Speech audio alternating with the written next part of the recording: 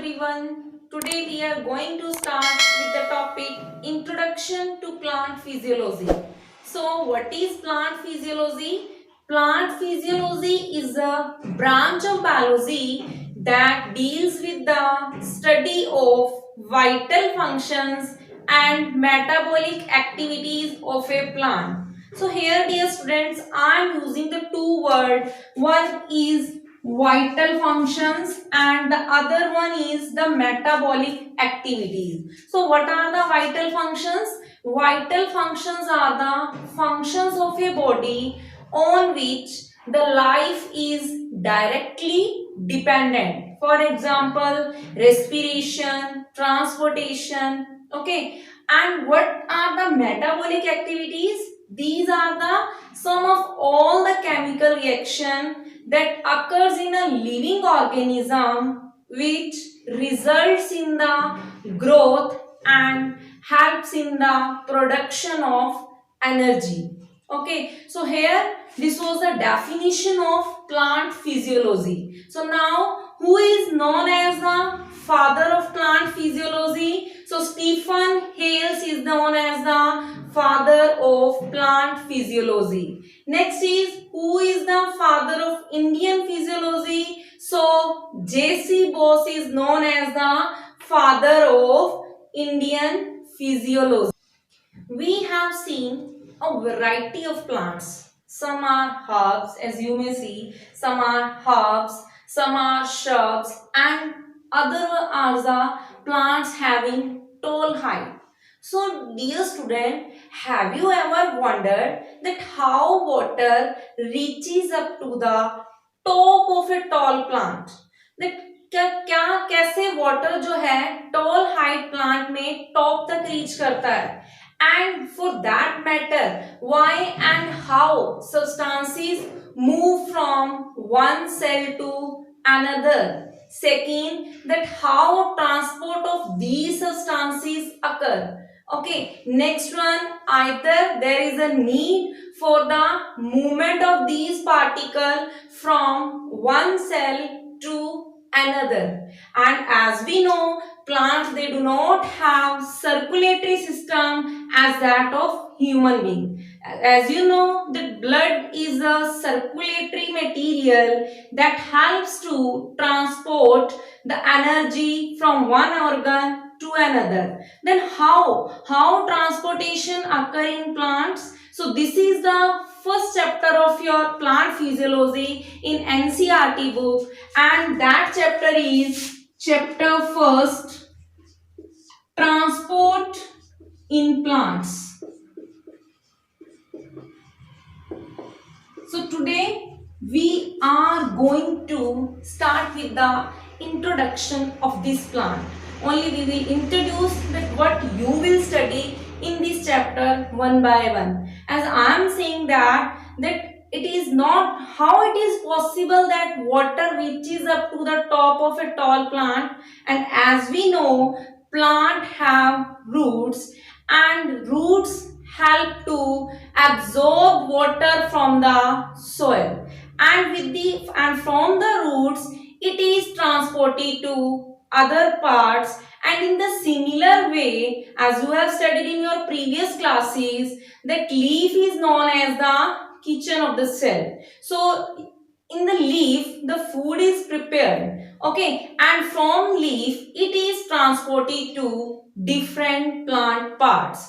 Now in flowering plant, what type of transport of material occur? So one will be the water, transport of water, second is nutrient, and the third one is plant growth regulator, which is also known as the hormones. So these are the three substances whose transport occurs in the plants. Okay, now the question arises, how transport? As I am saying that some plants are shorter in size and some are taller, or you may say they have more height. So how does transport occur? So transport is basically of two types.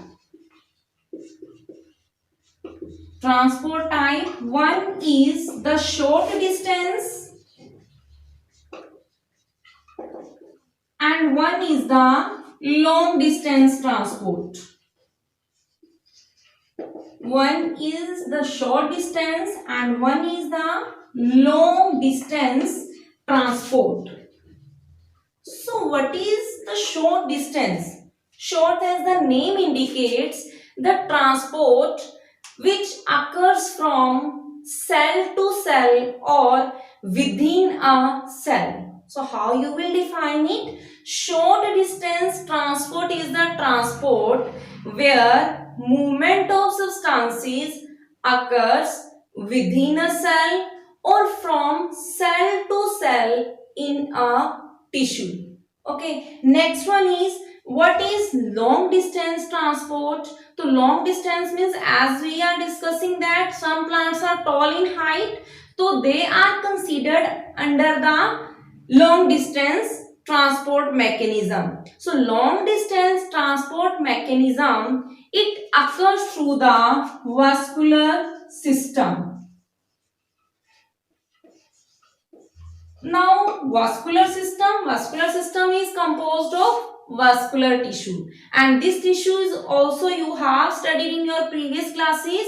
Vascular tissue include xylem and one is phloem. These two are the components of the vascular tissue. One is xylem that helps in the transport of water and minerals, and one is phloem that helps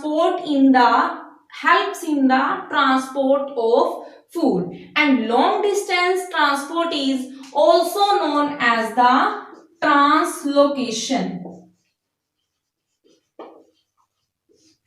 Okay, so now we have studied the short distance and long distance transport. The next one is how the movement of plants occur. जो है movement is basically of, means direction of movement. तो direction जो होगी it will be of two type.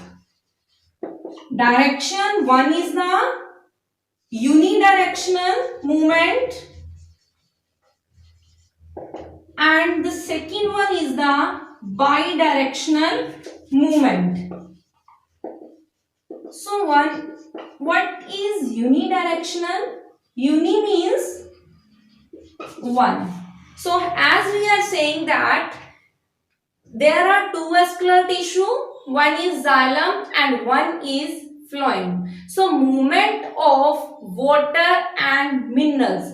As you know, suppose this is the simple structure of a plant and root parts, they are present in the soil, and this one is the stem and here the flower, and these are the leaves of a plant. So roots, how water is absorbed? Water is absorbed from the soil with the help of roots and it is transferred to other plant part with the help of a tissue called xylem. So always water move from roots to the upper parts of a plant. So only one directional movement. So this is unidirectional movement. And the next one is bidirectional movement. So what is bidirectional movement? Bi means true, and as we already know that leaf is the organ where food is synthesized in the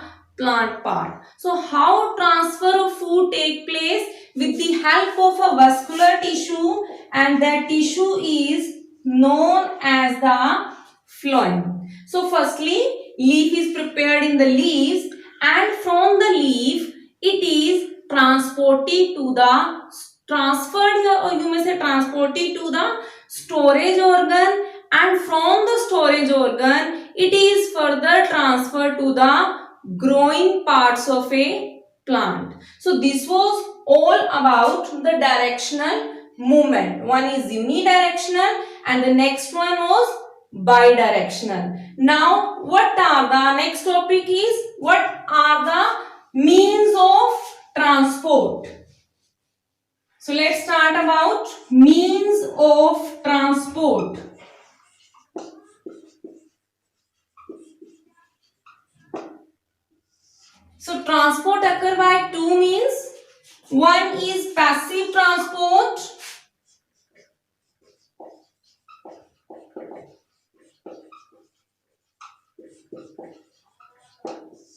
second one is active transport.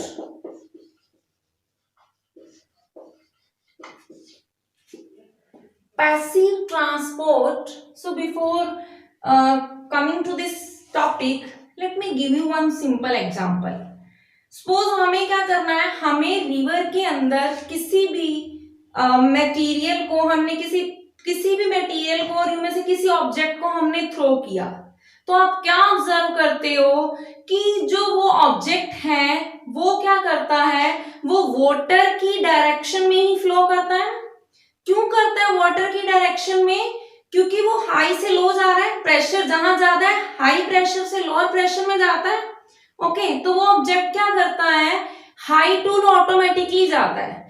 आप उस पर कोई भी special force नहीं लगाते हो। Okay, कोई special energy की रिक्वायरमेंट नहीं होती है। और अगर सिमिलर ऑब्जेक्ट को आपको अपोजिट डायरेक्शन में फ्लो करवाना है तो आप क्या करोगे, तो वो क्या करेगा, वाटर की डायरेक्शन में तो फ्लो नहीं करेगा। तो आप क्या करते हो, आपको उसमें एनर्जी की नीड होती है, you have to apply energy there. So this is the means, and these means include, one is the passive transport. passive transport के अंदर क्या होता है, जो पार्टिकल्स और जो मटेरियल मूवमेंट होती है वो ऑलवेज क्या होती है, along the concentration gradient. particles move along the concentration gradient. Along the concentration gradient means from a region of its higher concentration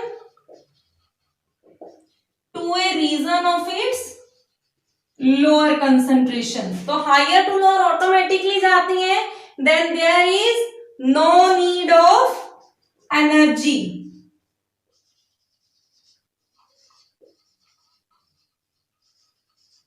okay, so passive transport में क्या है, particle always move along the concentration gradient, while in case of active transport particles they move against the concentration gradient.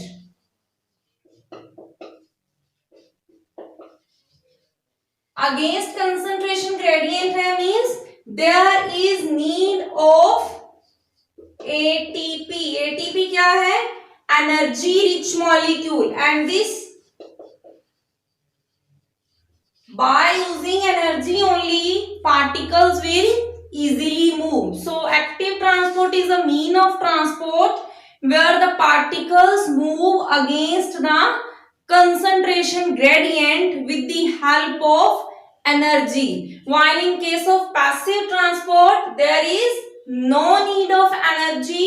Particles they always move from higher concentration to lower concentration, or you may say along the concentration gradient. So once again recap, we have introduced that why there is a need of transport, and after then two types of transport occur, the short distance and the long distance, and further we have discussed the two means of transport. So with this, thanks to all.